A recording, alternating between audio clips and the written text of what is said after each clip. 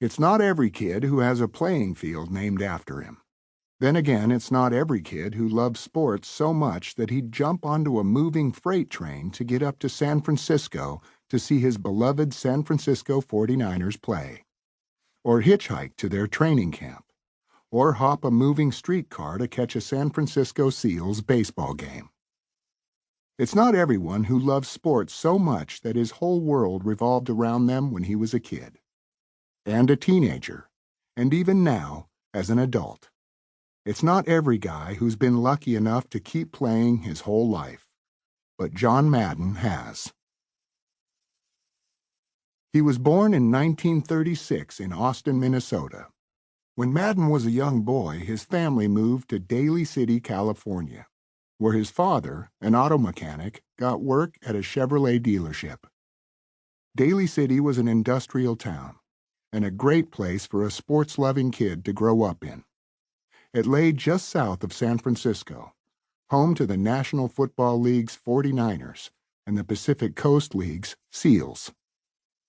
Better yet, it was a town with a large municipal park full of ball fields, although the truth was that Madden and his friends spent most of their time in the humble patch of ground next to his family's home on Knowles Street.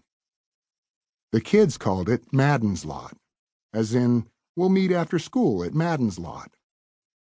"I thought it was my lot," Madden said. "I really did. You didn't know who owned things in those days. I thought I owned it. It's there, you play."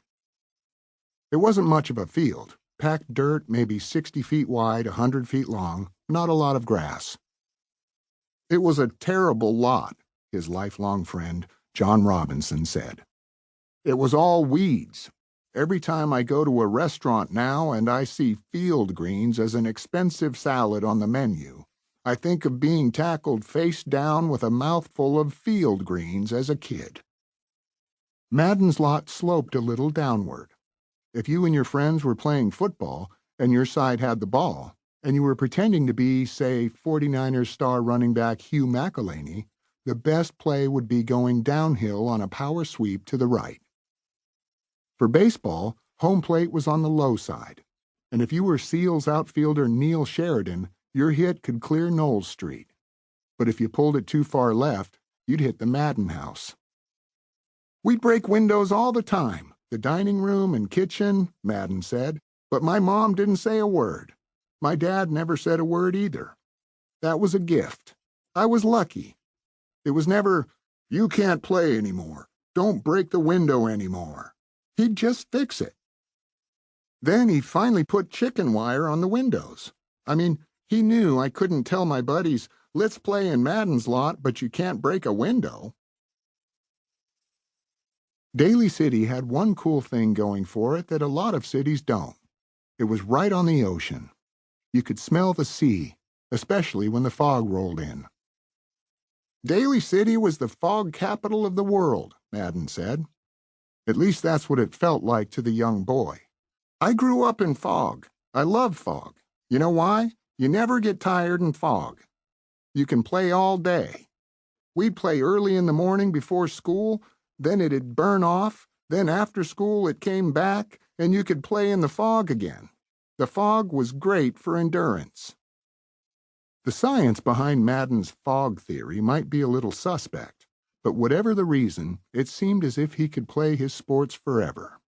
This meant, of course, that being a kid was not about grammar school at Our Lady of Perpetual Help, where Madden was never a top student.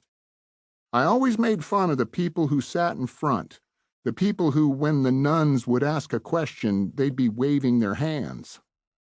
I never waved my hand. I just sat in back and talked about other stuff until I got in trouble, yeah. You'd go to the principal's office and whack." Grade school was about waiting, for recess, so he could play, for lunch, so he could play, and for the final bell, so he could play. "If it was football season, we were 49ers, Robinson said. If it was baseball, we were Yankees. Basically, when we were little kids, you'd start playing at 9 in the morning and go home either when the sun went down or you got so hungry you couldn't stand it anymore.